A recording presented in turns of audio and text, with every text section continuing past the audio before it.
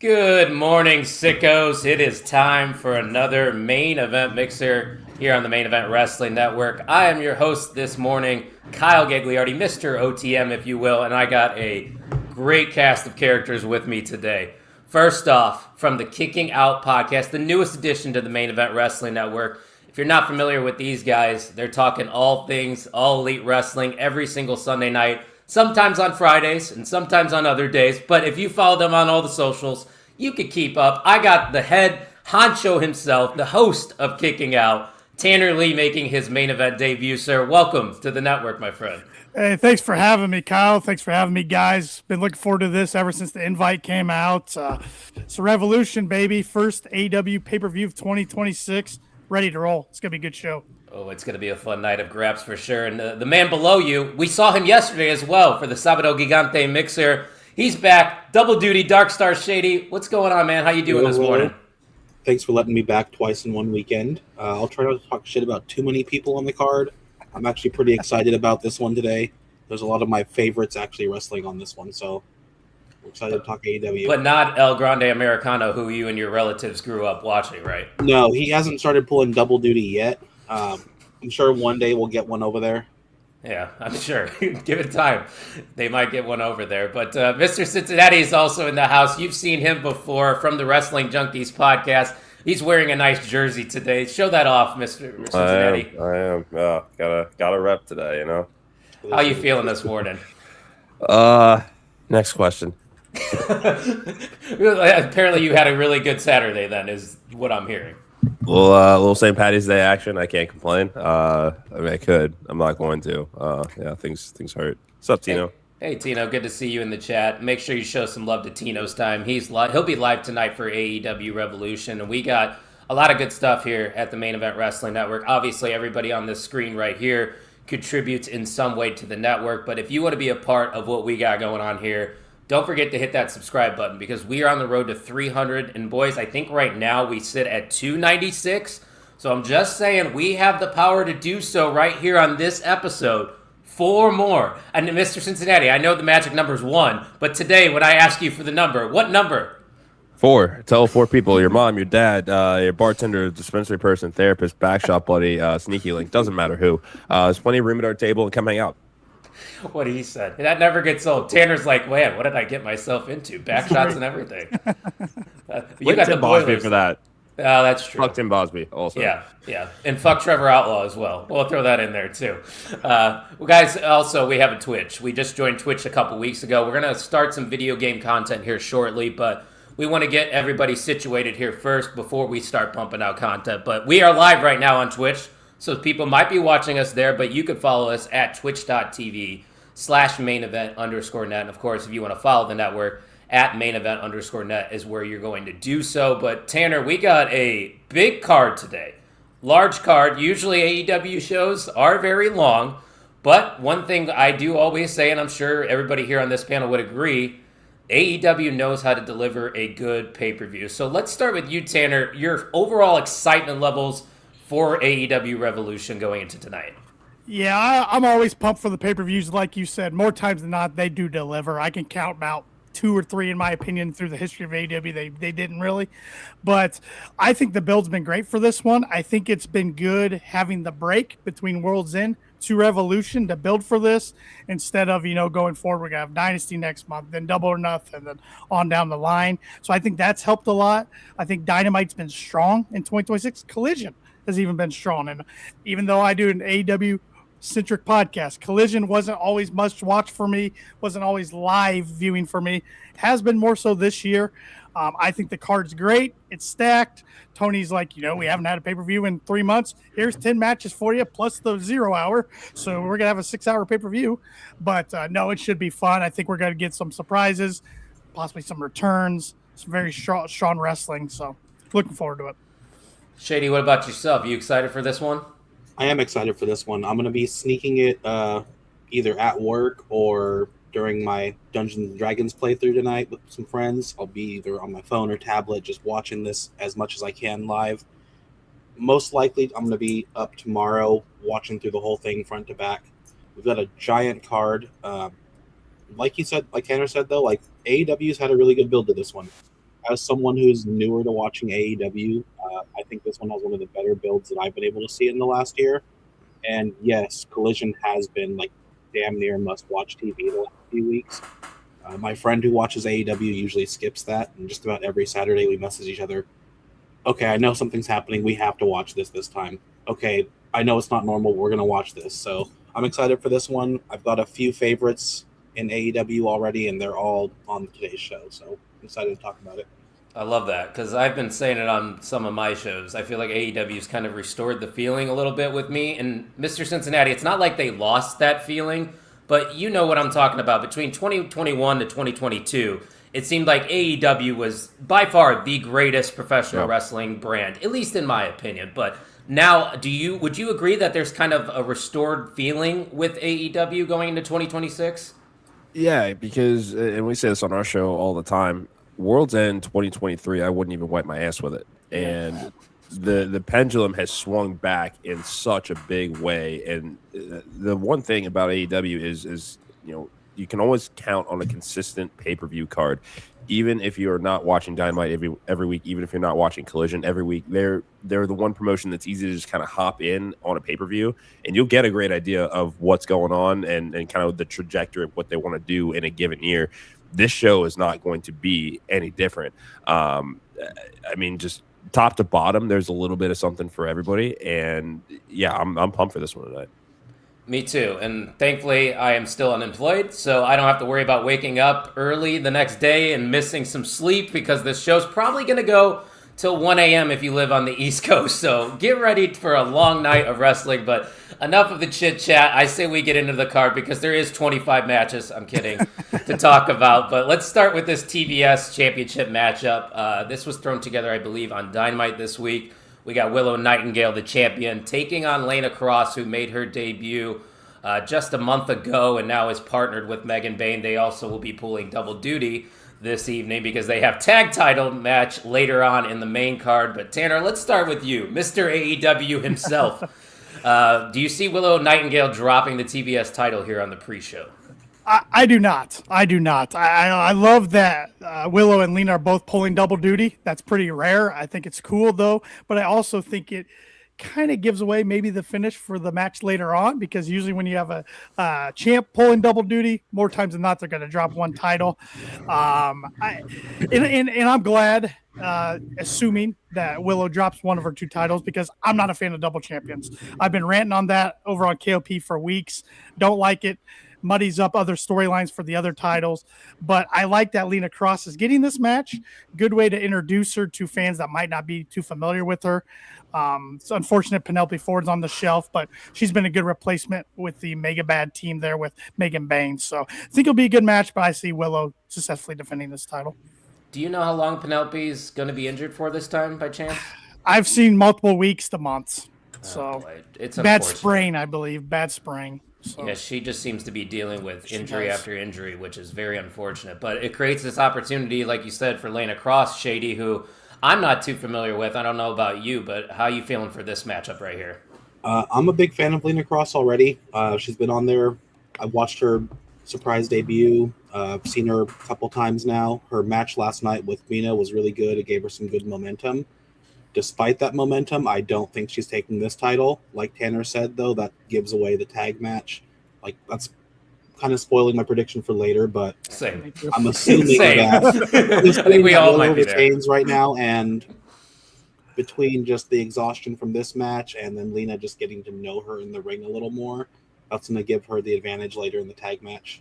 Yeah, but I'm excited for this one. I'm a little bummed it's on the pre-show, but I understand that since it's double duty, Willow needs some time in between these matches. Yeah, well said. Eric, anything to add for this one? Yeah, this is a big night for Lena Cross, and I mean, she turned a lot of heads when she debuted, and as much as the Penelope Ford injury stinks, this tag team with Megan Bayne is going to be pretty fucking disastrous for the rest of the tag division, and Willow, who is just a goddamn delight, I say it all the time. big night for her as well. She's going to retain this title here. I don't think she's going to have as much luck later on tonight, but we'll get there.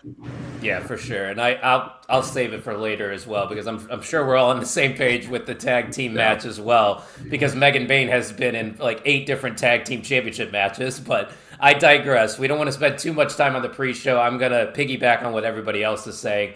Willow Nightingale most definitely is going to retain that TBS title, but I don't know about that other title. And I'm going to be honest with you guys, I don't know much about who's participating in the 21-man Blackjack Battle Royal for the AEW National Championship, but I believe there might be a list somewhere out there on the internet, so if somebody has it, feel free to let me know.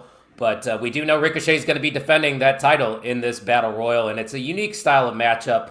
I don't want to sit here and try to explain it because I might botch it, but Shady, I don't know how familiar you are with the Blackjack Battle Royal style in AEW, but do you have like an inkling on who potentially could walk away with the win here in this Battle Royal? You think Ricochet is going to retain?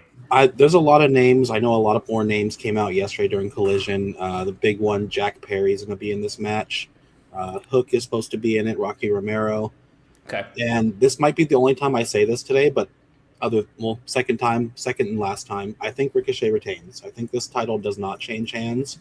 If it does, Jack Perry is one of the 2 likely ones to take it, but weirdly enough, I just don't see Ricochet coming out of this one without his title. Yeah, Mr. Cincinnati, what about you? I'm gonna give it to Ricochet tonight. I mean, I've loved what he's been doing since he's been in AEW. It took them a while to kind of get him to where he should be as far as this heel character that he's doing.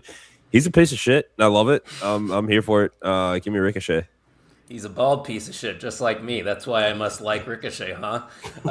I originally had David Finlay as my pick, but I don't think he's going to be a part of this since he's going to be in that 6-man tag. So it's going to be boring, guys. I know you probably want an exciting pick, but Ricochet is kind of new still with that title, so let him run with it a little bit longer. I'm going to go with Ricochet as well. But if I had to go with a wild card, I don't even have a wild card. I think Jack Perry's right answer to what Shady was saying earlier because there's story there. But Tanner, you want to be different here, or are you going to agree with us?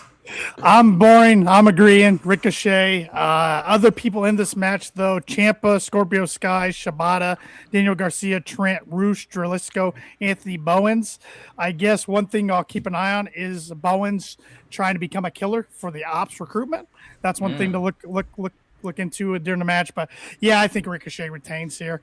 If I had to go off the cuff, maybe Jack Perry wins it, but I don't think right now is the time. Yeah, it's a weird spot for a title change, especially on the pre-show in a Battle Royal type match. I don't know if it's the right spot, but I guess we'll find out. T-shirts looking good, fellas. Hey, Jay Gold, or should I say LJ Oro? I don't know if you saw LJ Oro made his debut last night or yesterday morning in the main event mixer. And speaking of shirts, shout out to Warrior Wrestling. We officially got our shirts with the main event logo. There it is. It's on the side. You can find it there. I'll be sending those out to everybody that participated in that partnership. Mr. Cincinnati, I think you got one coming your way. Oh, yeah. Love to hear it. Yeah, and Shady, you had one as well, didn't you? Yes, sir. I'm very excited for that shirt. It's a great-looking shirt. And the Warrior Wrestling partnership has been a lot of fun. They've got some great talent over there. You've been doing pretty well in your predictions for not following a company for that long. Yeah, I've been doing a lot of research for that one. I appreciate it, man. Good stuff over there from the BWO, and he's apparently on the Main Event Network payroll. Yeah, I don't know who that is either. Actually, I do. I met LJ Oro back in '96 when Jordan was winning all those championships at the United Center. I was hanging out with him, and we were having a couple of tequila sunrises. So, shout out to LJ Oro. He's a legend around these parts. But we go from one luchador to another luchador who's going to be taking the spot of Hangman Page here. It was Jet Speed Rodeo who dropped those titles to the Don Callis family. But obviously, Hanger's got other plans tonight. So Mystico is stepping in, and they're looking to get those trios titles back against the Don Callis family. Mr. Cincinnati, first off, how you feeling about the Don Callis family of late? Because I felt like they've been picking up some steam. And who's your official pick for this one? It's going to be Callis family for sure. Excuse me. I just have a feeling that it is going to be a phenomenal night for everybody in the Don Callis family, except Takeshita. He's going to be that odd man out. it's been brewing for months. I think that kind of reaches ahead here where everybody has a phenomenal night. He does not win tonight. And that's gonna piss him off. And I mean, I think we have to start building to that Takeshita Okada kind of blow off here. As great as Takeshita is in the Don Callis family, I want to see what he can do on his own. And I think that that's got to be the first big defection, I think, in 2026 in the Don Callis family, because we're talking about, just about every name that gets signed to AEW, you kind of have to wonder whether they're going to be the next member of Don Callis family. And as this group does continue to grow, I don't think that Takeshita necessarily needs that rub. He's been phenomenal since he set foot in AEW, and this pairing has been nice with Don Callis, but I think that tonight we're gonna kind of start to see some cracks in that armor. I hate when you make sense. I hate when you bring logic into wrestling, and because I want Takeshita to have his moment, but what you're saying is right, and it kind of makes sense with the Don Callis family. He'll have his moment. He'll have his moment. He'll have a big moment in 2026. It's just not tonight. Yeah, but it's definitely going to be the night for the Don Callis family. I'm in agreement with you there. I feel like right now that is the main focus in AEW is this faction. So keep them looking strong, and it's going to lead to bigger and better things amongst the Don Callis family in the future. So no disrespect to Mystico and Jet Speed. I think Kevin Knight and Speedball are doing great things right now, but they don't need to regain those trios titles, Tanner. No, I'm right there with you guys. Don Callis family retains here, even though I'm going on my soapbox again. I hate double champions, especially in AEW. I'm with you. And Kyle Fletcher's my boy. He's probably my favorite talent in AEW right now. But yeah, they're not dropping this. Mystico, though, is a nice addition for this match. Looking forward to it, but it's going to be a good night for the Callis family. I agree. For sure. And Fernando's in the house. Shout out to What's Fernando. Up, buddy? I always see him in the Junkies chat, so I figured he came from your stream, which shout out to all the Junkies people tuning in right now. But I got everybody on that match, correct? Or did I miss someone? Yeah, I think you're good. We're good? Everybody going with the Don Callis family in this one? Yeah, absolutely. Fair enough. All right, I get to start us off then with this one. Timeless Toni Storm versus Marina Shafir. No titles involved, but it doesn't need a title to be interesting because these two got legitimate beef, and I'm very excited to see how it plays out.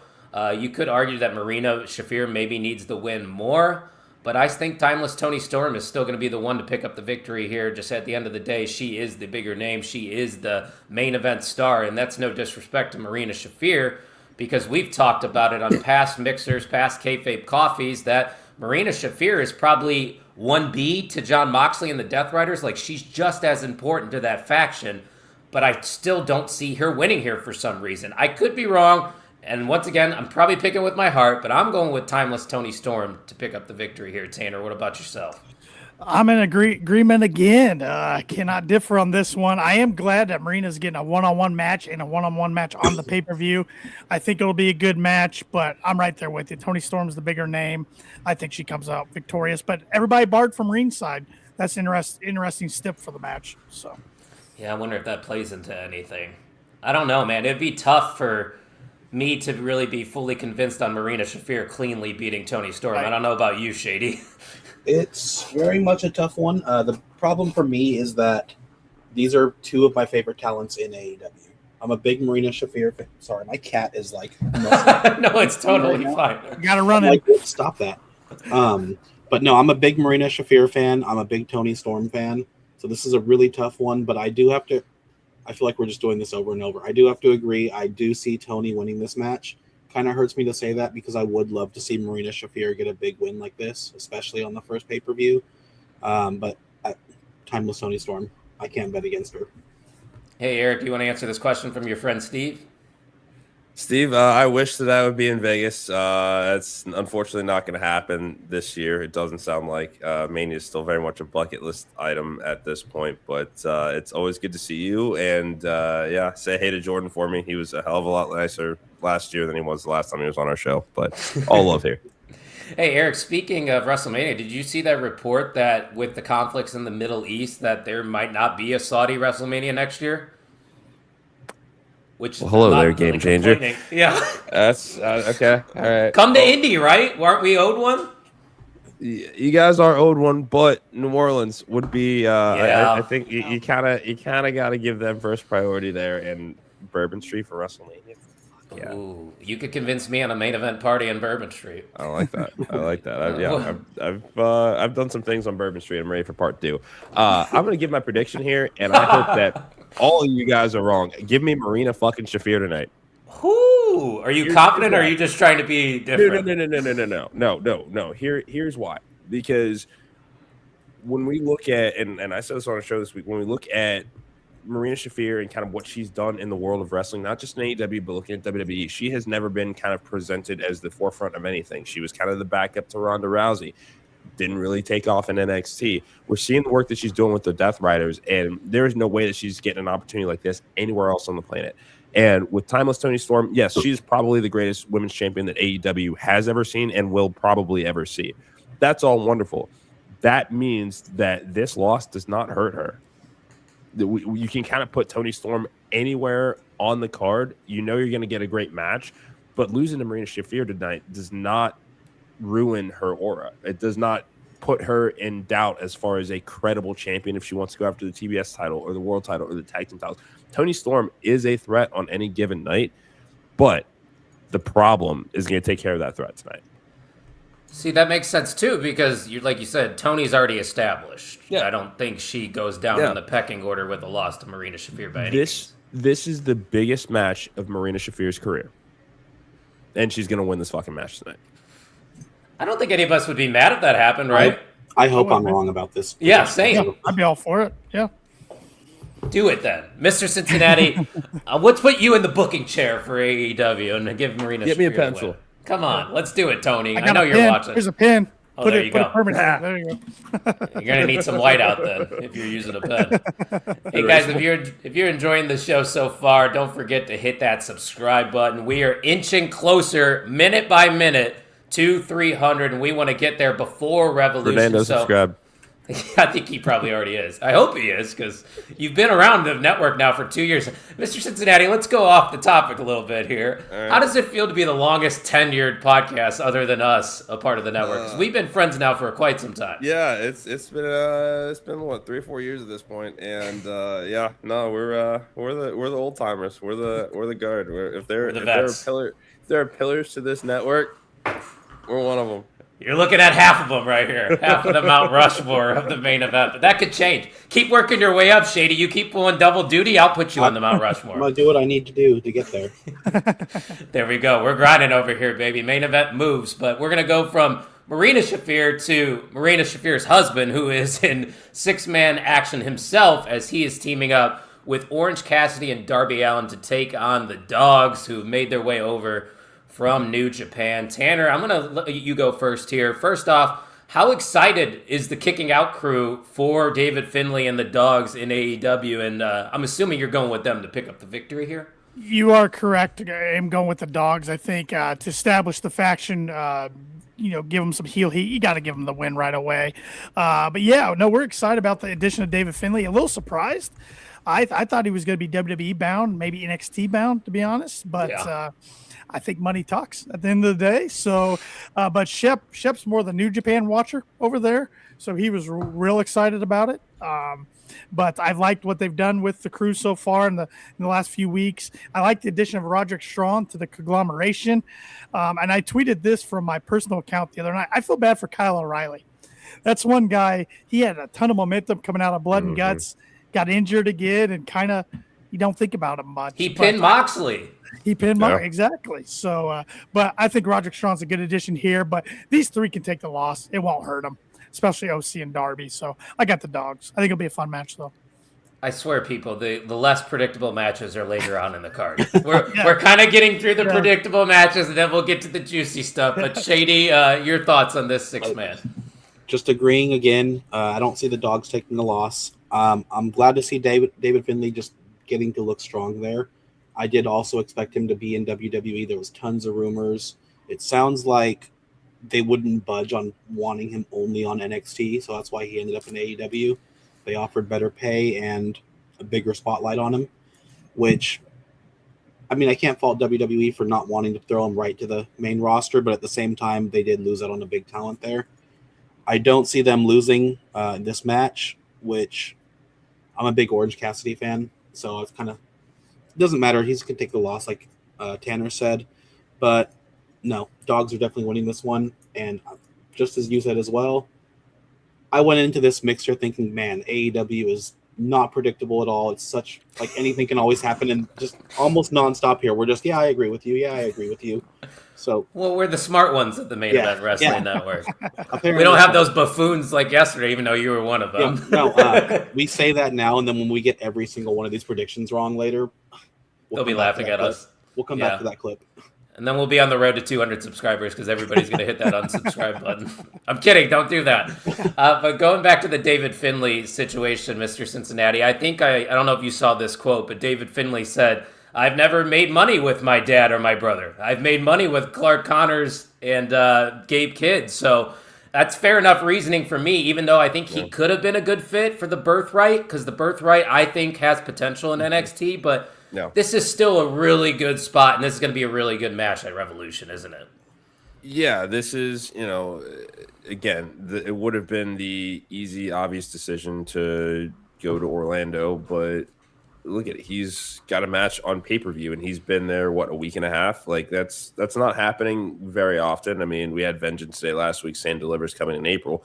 This is a much bigger stage for Dave Finlay. And, kind of seeing, since the end of Bullet Club, RIP, kind of having these splinter factions that are still doing their thing kind of keeps that memory and aura alive.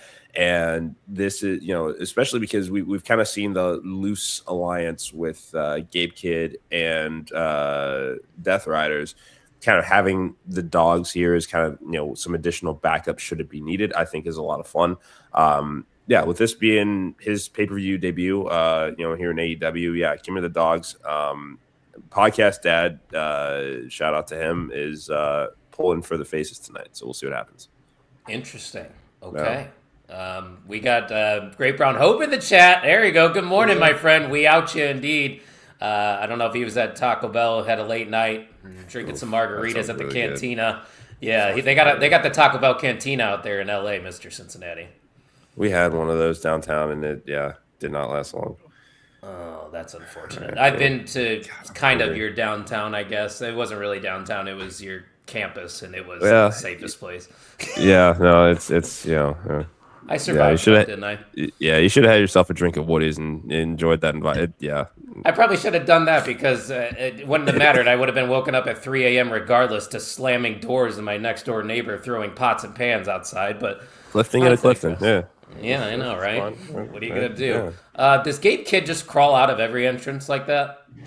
I don't know Gabe Kidd that well. Yeah. It's weird. It's weird to me. I don't know. Yeah. I'm a weird guy. He's an interesting dude. You got that right. There's not a lot of people like him, that's for sure. I think Mr. Cincinnati is. Right, I am. Oh yeah, come on. What's the go-to order then? So you gotta do nachos Bel Grande, beefy 5-layer burrito, and then I do 2 of the Doritos Locos tacos. Actually, the cheesy gordita crunches with the Dorito shells. Yeah. Wow. Yeah. This guy's a pro. And it's got to be a Baja Blast, because if you don't get a Baja Blast when you go to Taco Bell, did you really go to Taco Bell? Facts. And Paperclip Mike, shout out to him. He works at Taco Bell, 1/3 of the BWO. We got all representation over here. See, GBH is pumped. He's like, man, we're talking. Yeah, there goes the DoorDash bill. There it goes. Hey, DoorDash and AEW, there's nothing wrong with that. Oof. True. Tony, a little sponsorship, throw it our way.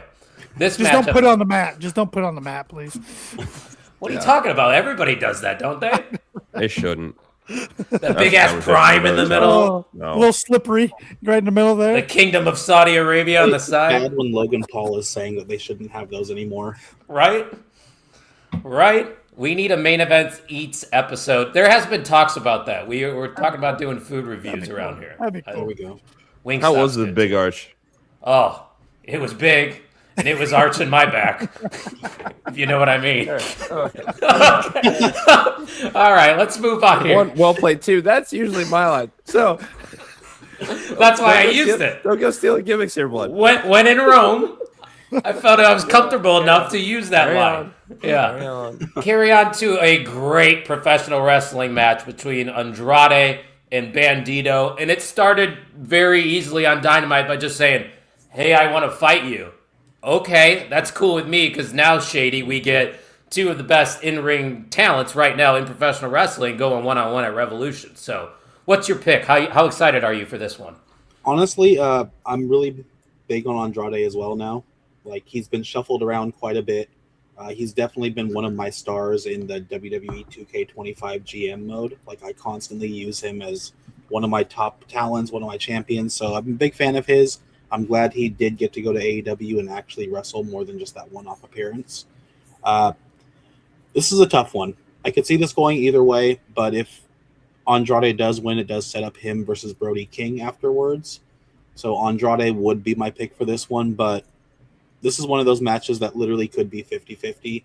Both talents are someone that could be pushed a lot further than they are right now.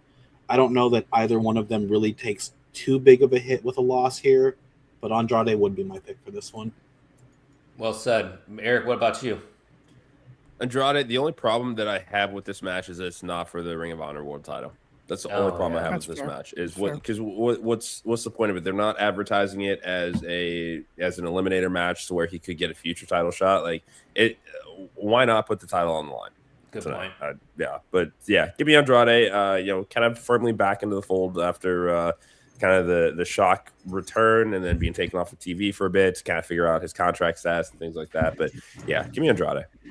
Yeah, I don't need to add on anything much to that. I think it's going to be a fantastic match. I'm really looking forward to it, but it really makes sense for Andrade to continue his momentum in AEW. So he's going to get the win for me. What about you, Tanner?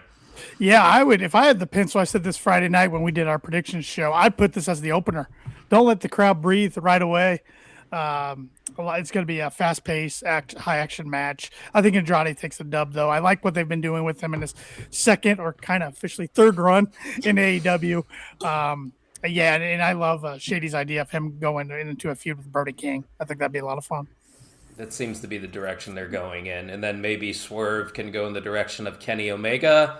I mean, there's just so many interesting avenues that they could go in after Revolution. And that's why some of these matches are a coin toss, because there's multiple different directions they can go with a lot of big feuds. But we still have a lot of big matches to talk about. We haven't even got into most of our title matches, like the one we talked about earlier, which is the Women's Tag Team Championship match between the Babes of Wrath and Megan Bayne and Lana Cross. So, Mr. Cincinnati, the floor is yours. Why don't you explain to everyone why you think we're getting new tag champs? That's my guess, at least. It's Megan fucking Bayne. You've seen her live. Jesus Christ. Like, there's really not much more than that as all-around badass who can run circles around the entire fucking division. Lana Cross is a fantastic addition, especially now that Penelope Ford is out. You can still keep that group's stories going, just putting in Lana Cross for Penelope Ford. And when they come back, there's additional stories that you can tell about kind of the state of that group, especially if they've got the tag titles on them, and kind of create some additional, jealousy angles out of it. Babes of Wrath have been phenomenal inaugural champions. This has been great for them. Willow is, like I said, a goddamn delight. She's going to continue to run the TBS division. The only thing I don't want is Harley Cameron is too talented to kind of just be, placed in the background after losing the title. So I do hope that they can continue to find something meaningful for her to do. But yeah, give me Megan Bayne across. Yeah, giving Harley a follow-up is going to be very crucial going forward. I totally agree with you. She's got too strong of a character. But this is a great comment by Ophelia. Does Andrade take a pick with Bandito's sister? Yeah, probably. I would. Because that's what that man does now, apparently. And the ladies love him. But I love Megan Bayne. What you were saying about her is 100% accurate. We've gotten the opportunity to see her live at GCW shows, and she's a superstar. And she's had way too many opportunities in AEW to not come out with gold here at Revolution. So if you, and this might be a little dramatic, but I truly believe this. If you don't put those tag titles on Megan Bayne and Lana Cross tonight, I think Megan Bayne's screwed, because that's way too many losses in big time matchups. I'm sorry, but it's for me, it's got to be the Mega Sis and Lana Cross. I don't know about you, Tanner. Yep. It's mega bad here. I've been saying Megan Bayne needs gold on her. I was saying it last year at Dynasty when she went against Tony Storm. I wanted them to hot shot her, even if it was a short title reign. She's got just a different look than any female on the roster. She's got that it factor. I personally think, I never really saw official report on this, but I personally think this title switch was supposed to happen a few weeks ago when Penelope got hurt and they pivoted into that DQ finish there, so. which was a good pivot, and setting up for this. So yeah, like you said, if they don't put gold on Megan tonight, what are we doing? What are we waiting for? She should have the TBS title at least by now, but she doesn't. So yeah, put the straps on these two ladies. Especially if both Lena and Willow come out healthy too. You got to strike now before there's any more injuries. We don't need any injuries confusing this title scene going forward. Yeah. Shady, what's your pick? I'm assuming you're going in agreement with us? Yeah, absolutely in agreement. Like, I think we all said it when we were talking the post or pre-show matchup. Definitely going to be a title change here. Simply from the fact that, like, look at Megan Bayne and Lena Cross. They are an imposing duo, 5'11", 6 feet tall each. Like, they're not only going to take these titles, they're going to be dominant champions. It's going to be hard to find a good, viable challenger for the two of them. It is going to, like, Willow Nightingale has enough with the TBS title. Like, she's got plenty of stuff left there. Harley Cameron is going to need to find something on this roster. But no, there's no way Megan Bayne and Lena Cross don't take this title. And for Lena Cross, that's great. Like, she's a lot newer on the roster. She's coming out looking dominant. The stare down into the camera last night after she got the pinfall over Mina, that was just like a spoiler of what's going to happen tonight. She's going to look great in this matchup. Do you guys think we could see some friction between the Babes of Wrath, either during the match or after the match, assuming they lose the titles, and maybe plant some seeds for a Harley turn to give her to do something there? I don't think we get it tonight. Yeah. I do think maybe come Wednesday or the Wednesday after, once they're kind of like they've really taken in the loss, it's going to get a little bit of that. That would give Harley something to do, definitely. But I don't see it happening tonight. Okay. Just think of this. If Megan Bayne and Lena Cross walk out with the tag team titles, the dream match that I think of right away is a matchup we would never see, and it would be the current champions of the WWE and AEW. You'd have the Irresistible Forces versus Bayne and Cross. That's a lot of women right there. Yeah, there's a lot of women right there that I would like to see. But we'll never see it. But regardless, we should see new tag team champions here in Megan Bayne and Lena Cross, which then leaves us to one more non-title match, and then we got the big four. But this one feels like equivalent to a title match because of the stakes and the build going into it, and it is Swerve Strickland versus Brody King. Swerve's been trying to choke the hell out of Brody King for the past couple weeks with that chain, but last week on Dynamite, Brody ripped that son of a bitch in half, so now the stakes are pretty much even going into this matchup. Nobody really has got the edge going into it, but Tanner, let's go to you first on this one. This is a big fight right here. Who do you see coming out on top? Yeah, it is. Who's the most dangerous man in AEW? I've really enjoyed the build. It was a feud I didn't really see coming because originally I thought we were going to get Kenny and Swerve, and then there was a report that Kenny wasn't going to be around at least the Wrestle Revolution, so they had that awesome main event match on Dynamite, which was an early match of the year candidate for me.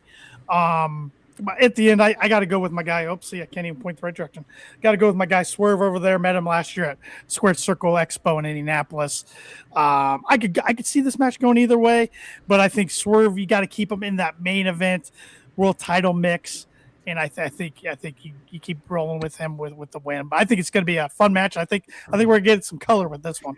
I was going to say there's going to be a few matches we're probably going to get some color, but isn't that Indy Squared Expo running again later this month? Yeah, 2 weeks, coming up in 2 weekends. Yeah, Friday and Saturday in 2 weeks, yeah. Are you going? I plan on going Saturday, yeah. Yep. Well, if you're going, I might have to decide to go. Yeah, man, it's a good time. Last year was my first year. It was a fun time. Hey, shout out to Matty, Mr. Marijuana, picking up on the vibes over here. And he said, smoke them if you got them. We'll support that for sure, Matty. Appreciate you stopping by. And while you're here, hit that subscribe button. We're doing some fun things over here, talking AEW, WWE, TNA, AAA. It don't matter. We're talking about it all. But Shady, we got Swerve versus Brody King. How we feeling about this one? This is the match that I've been really torn on as well. Like, my buddy and I were up talking last night. I could see this going either way. Brody King could use the momentum going into something with Andrade. I don't see him going back to the main title picture quite at this time. Swerve does want to be in that title picture. This is a tough one.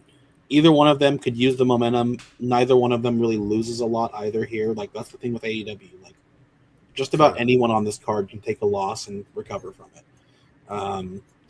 No, I do want to be a little different. I am going to say Brody King for mine on this one. My buddy was arguing with me about it last night. He was like, absolutely not. Swerve needs the win, but Brody King for me. I expect him to take this one. I don't think you can go wrong with either one of these guys winning, Eric. So him picking Brody King doesn't bother me.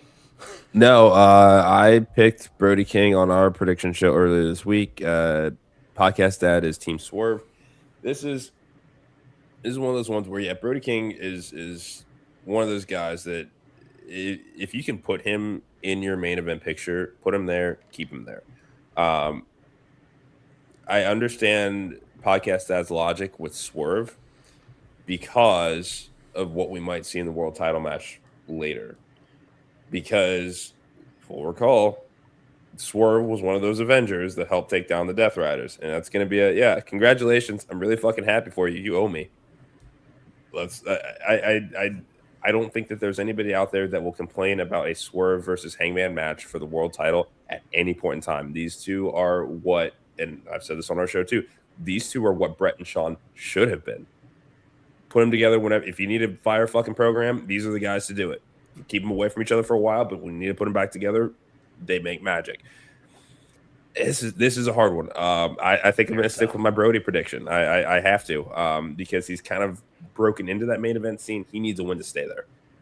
You're right. He definitely needs this win more if you're comparing the two, because Swerve can lose and still be considered a main event player. But and it's all part of his story too, because if he loses, he's just going to fucking snap on somebody. Yeah, I mean, you ain't lying, but something tells me we are getting to Swerve and Hangman again very soon, and it might even involve that AEW World Title again, which I have no problems with. I know some people might be a little annoyed with the fact that they're going back to that well again, but it's been a couple years. There's been enough time.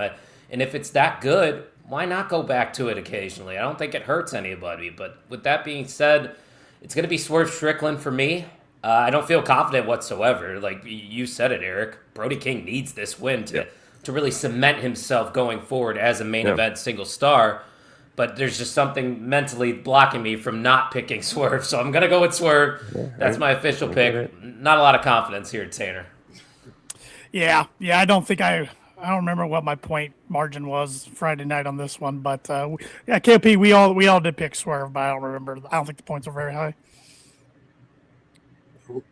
And we lost Kyle there, so we'll see what happens. All right, free for all now, guys. Free for all. No, not quite. Thank you to everybody that's joined us today. As always, find us at mainevent_net on all social media platforms. We're on the road to 300 subscribers. There he is. I don't know what happened.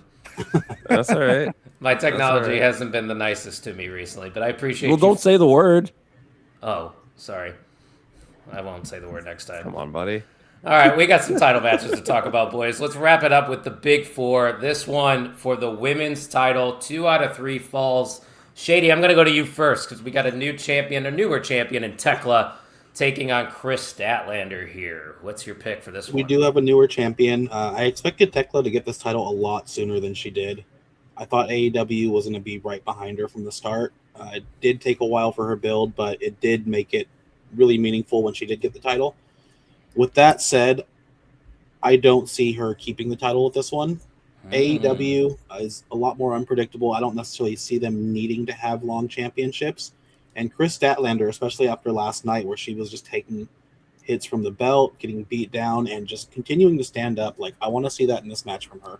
I want to see her take the first loss, like take the first pinfall in this one, and just come back and take this title back. Like she is one of those standout stars. She's someone that if I was building my own company, she would be one of the pillars of that company. Like across any division, like she would probably be one of my top 5 women to draft to a new company. So I want to see her get that title back. That's some high praise right there for Stat. I dig it. And Maddie says, if you are enjoying Danhausen, happy days. If not, you are cursed. Well, I got something for anybody that doesn't like Danhausen. What? You are cursed. There you go. If you don't like Danhausen around here, we're cursing you. That's how we roll at the Main Event Wrestling Network. But So you're going with Tekla to retain, you said? No, Chris Statlander. Oh, my bad. Yeah, Chris Statlander is the new champion here. Mr. Cincinnati, your turn. What you got for me? I am gonna go Tekla because of the remarkable ascent that she has had to the top of the card. You don't win the title on Dynamite just to lose in your first defense on pay-per-view. Give me Tekla. I'm with Shady on this one. And I'm going to sound like a hater, but I'm a doubter of Tekla. I don't see her as a main event star. That's just me. Not my cup of tea. I think Chris Statlander is getting that title back in a 2 out of 3 falls matchup here. So give me and new women's champion Chris Statlander for this one. Tanner, what about you? I guess we're going 2-2 here. I'm going Tekla in a retain here. Of course, it's got to go. It's got to go 3 falls. I like Chris Statlander, but I don't like her as a title holder. I didn't like her TBS ring. I didn't really like her world title reign, and I don't think it's all her fault by any means. I mean, a lot of it's the booking around it, but she's in chase mode. Yes, like yes. That's the baby Well, face. it's hard to put baby faces. Yeah, exactly. Yep, Like look at Hangman, for example. He hasn't had great reigns. No, right. And I love my boy Cody Rhodes, but I could even make a argument I like him better when he's chasing than holding the title. But that's a rabbit hole for another day. Who said Stat was more of a character than Tekla? Nobody said that. I didn't say that. I just said I like Statlander more. Yeah. Stat's in the main event because she has worked her ass off the entire time that she's been in AEW, and I think it's more of the Stat should have been at this point probably 3 or 4 years ago, but blowing out both of her knees has really derailed a lot of the momentum that she has had in the entirety of her AEW run. So this is just kind of playing catch up with where she should have already been. Disagree. I mean, I disagree as far as being a boring character for Statlander. She is just the alien gimmick was fun, but now we're just kind of leaning into she is just a boss bitch from New York that can beat people the fuck up. That's it. Yep. And that's all our character needs to be. Yeah.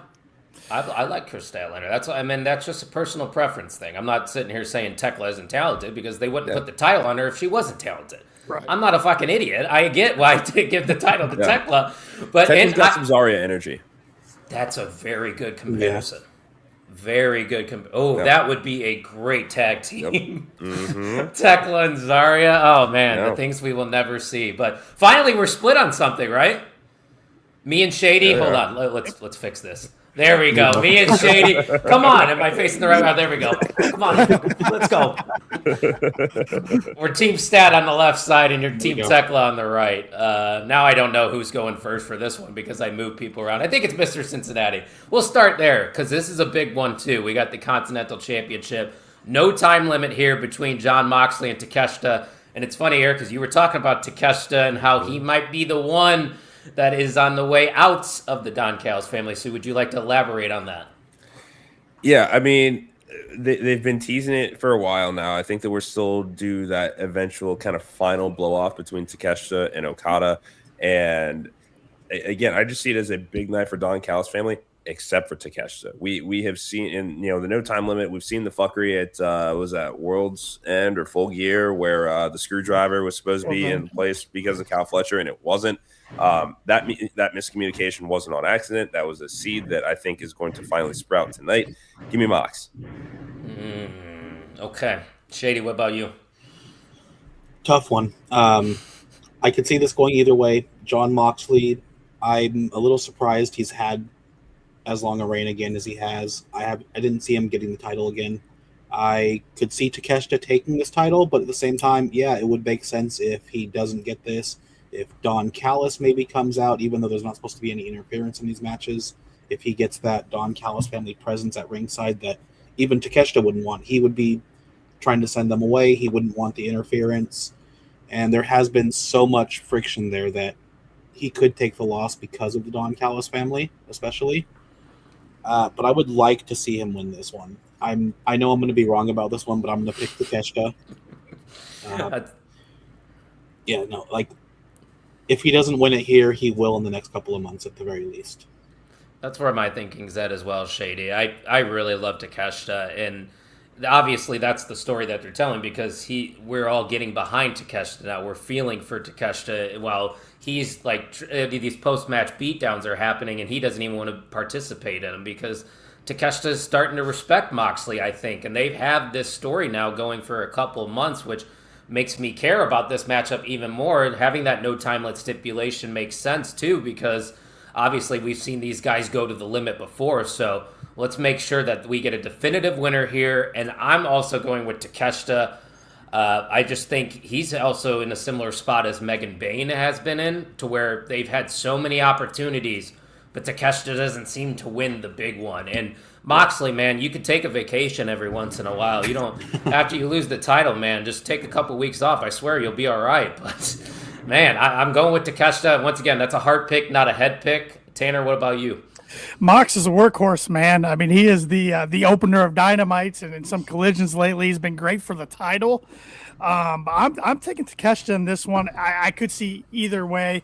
Mr. Cincinnati almost flipped me. I mean, really good argument there. But on KOP, I've been going down the rabbit hole for the last couple of months saying Takeshita's going to win this title, going to go against Okada, then they're going to bring the unified title back, and then I'm going to bitch about that because Tony can't make up his mind if he wants to do a unified title, wants to do a million titles. It's ridiculous, but I think that's where we're going eventually. But there's so many good seeds with the Callis family right now, and with Takeshita, with Okada, with Kyle Fletcher, kind of stuck in between both guys. So, a lot of good moving parts, but give me Takeshita in this one.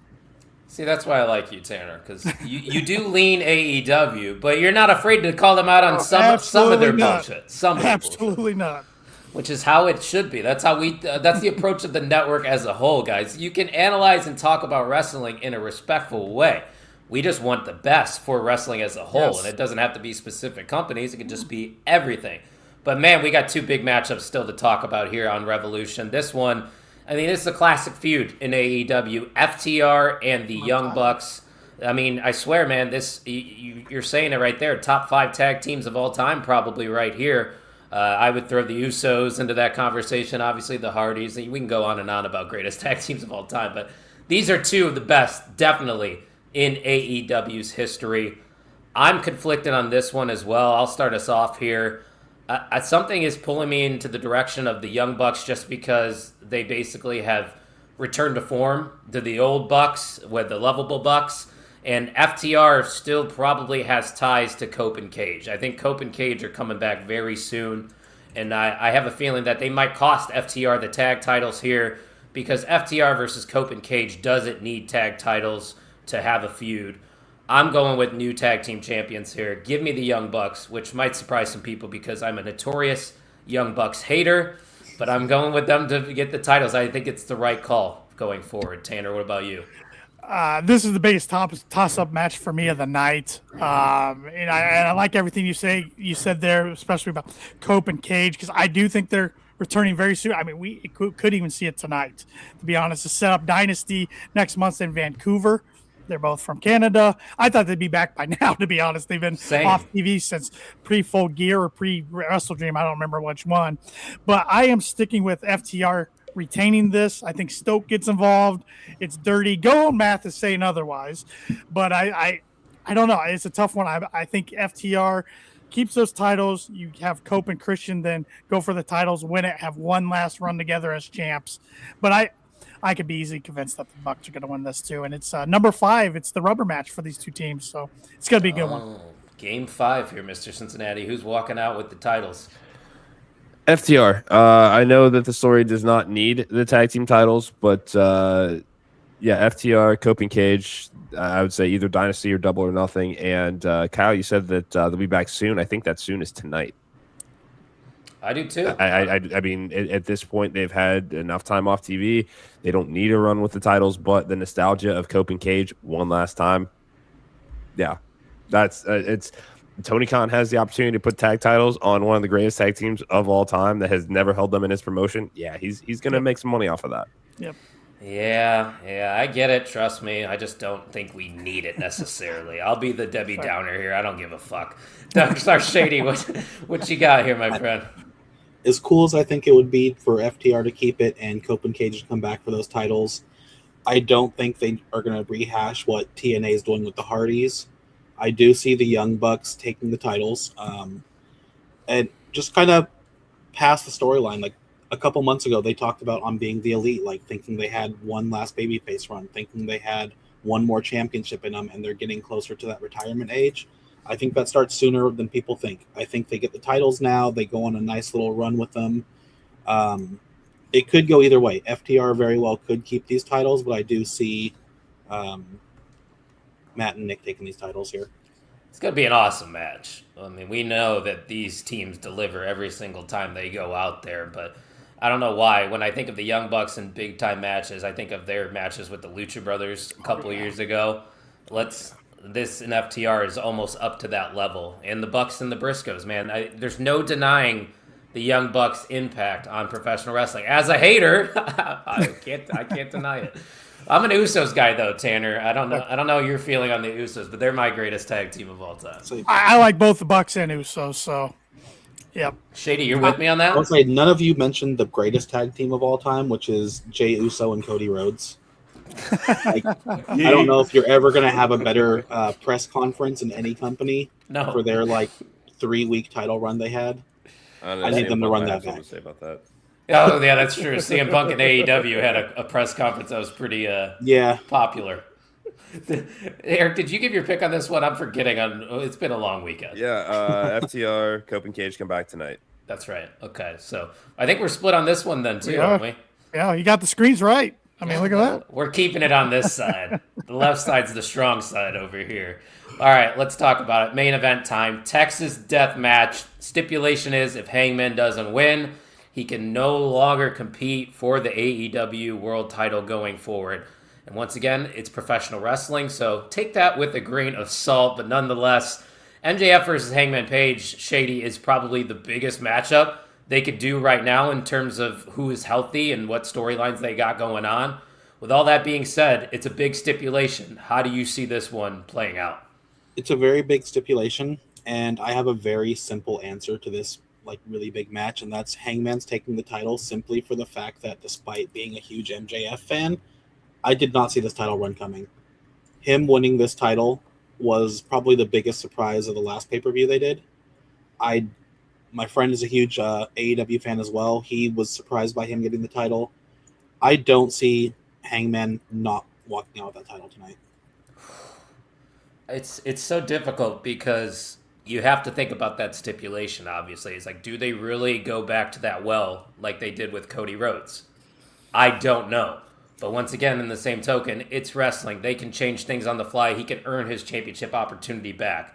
I love Hangman Page. I love MJF. I think this is your number one heel and this is your number one babyface. It's the biggest matchup you can do, and we're running it back from last year.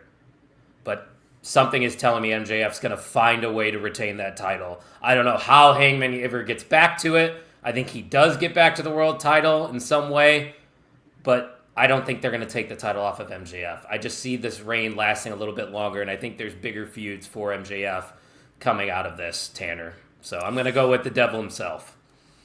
Yeah, I'm right there with you. I think Max retains in a hell of a match. When the stipulation for Hangman came out, I was pissed at first because I'm like, this is what Cody did to himself. Look how that turned out. But like you said, it's professional wrestling. They can make a way to work out of this. Maybe Hangman goes heel down the road, or somebody holds it over his head and you challenge. I don't know. They'll figure it out. It adds another interesting layer to the company's most interesting character in Hangman Page, in my opinion.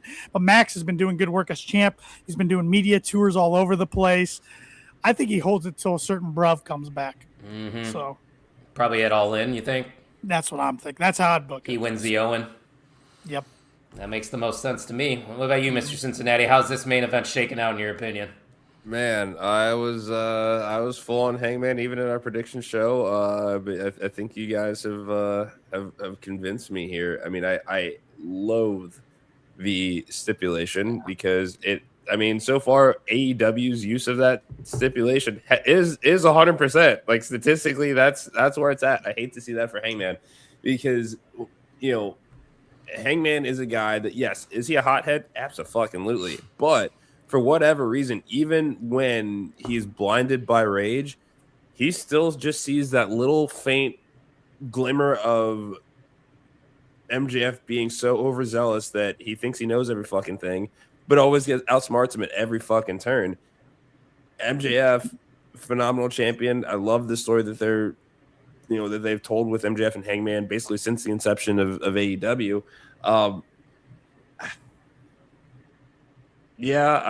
hate to see MJF Hangman Page have to climb back out of the stipulation, never being able to challenge for the title again. God damn. Another thing we're forgetting too is Hangman Page is undefeated in Texas Deathmatch. He is. True. He's never lost. He is, and I thought that Lola Vice would lose NXT Underground Same. last week, and she didn't. So, I mean, fuck. Same. All right, I'm gonna stick with Hangman. I'm gonna stick So with Hangman. I'm gonna stick with Hangman. Going back to stipulations. The stipulation that Max actually proposed, I think, would have been a better stipulation to run with on this show. I think it would have fit the story better. Where he only gets to use weapons and Hangman doesn't get to use them. Why hasn't anybody in wrestling ever done that? I think that's a great stipulation. Something different. I like it a lot. See, I told you guys we'd be split when we got to the end, and we definitely were split when we got to the end. Because I'm going with MJF here, and so is Tanner, and then the bottom boys. Pause. The bottom boys are going with Hangman Page to walk out as the new AEW World Heavyweight Champion. But guys, it was an absolute pleasure to talk Revolution with you because it's going to be a fun-ass night. But before you guys plug your shit, let's plug our shit here at the network. Guys, we are now on Twitch, so go check us out there at twitch.tv/mainevent_net. And I think we are 3 or 2 subscribers away right this second from 300. So if you could do us a favor, there's about 18 of you watching live right now. We just need a couple of you to subscribe, and we will reach our goal by Revolution tonight. And to keep up with everything Main Event, at mainevent_net is where you're going to find us on all the socials. We got blogs, we got live shows, we got memes. You name it, we got it here at the Main Event Wrestling Network. And we got these guys doing some great things as well. So let's kick it on over to Tanner. Tanner, it was really nice hanging out with you because this was your first mixer. Yes. Why don't you tell the Main Event audience a little bit about Kicking Out and what you guys got coming up? Sure, it's been a blast, boys. Thanks for having me on. Thanks for easing me into my first mixture. I appreciate it. But Kicking Out podcast, we are an AEW-centric podcast. We will go down rabbit holes from time to time and talk about other promotions or food or whatever the chat wants to talk about. But we go live most Sunday nights, 8:30 p.m. Eastern Standard Time. Tonight, we're not, since Revolution. We went live Friday with our prediction show. Go check that out if you got some time today. At Kicking Out Pod on all socials, and you can find us on all audio podcast platforms as well. So please subscribe and follow along. And I'm not just saying this because they're a part of my network. They're my favorite people that talk AEW. Thank you. Appreciate Nobody it. talks AEW like these guys. It's nice. It's non-tribalistic like most of us over here. It's just a really good show. So make sure you check out Kicking Out every Sunday night and show some love to the wrestling junkies who are live almost every day as well. Mr. Cincinnati, what you guys got coming up next week? Yeah, first off, let me give a shout out to my friend DJ Bazer, who provided the theme song for the Main Event Mixer. This week, we got a fun show coming up this Wednesday. We're going to have Justin Race, son of WWE Hall of Famer Harley Race, joining the show. 7 p.m. this Wednesday. Like, share, subscribe at Junkies Pod. Tell your backshop buddies. There it is. Had to get that one in there. Shady, what you got coming up with the BWO? All right. As usual, on Wednesday, I have my one match, one moment, one promo blog where I just go through Raw, SmackDown, and pick my favorite in each category. Which promo I like the most, which just random moment I liked, which match. Obviously, I'm not going to give you any spoilers of what's coming up because Raw hasn't even happened yet. Other than that, I got a day off tomorrow, so I'm planning on writing a blog about WWE's misuse of Candice LeRae. Thank you. I may very well put Blake Monroe into that blog as well for a few paragraphs because those are two women. Like Blake Monroe, she just got a win on NXT. She'll get there. But I'm a little disappointed with how they've started off her run. But Candice LeRae, I've been really big on her for a long time. I'm a little angry about how little she's being used when they have all these extra titles in their picture now. So see that coming up soon. Other than that, I'm feeling like the odd man out here right now, the only guy here without a podcast. So I think that will have to come up sooner rather than later. I've got some ideas in the works for that I've mentioned before. I'm just looking for the right time to actually get it started now. Hey, you say you're the one that's not a part of a podcast, but you're also the only person on the network that was a part of 2 live shows this weekend. That's true. So you got that going. We'll stay busy. Yeah, we stay busy over here indeed. Guys, there might be a Kayfabe coffee tomorrow morning. I might have to recap Revolution. So I don't know if anybody's going to be free tomorrow morning. Just saying. I got that open right there, and we could talk Revolution, recap everything tomorrow. But I think that's all we got for you guys here on Main Event Mixer, episode 44. We appreciate you guys hanging out, and you guys enjoy Revolution and have a great rest of your Sunday.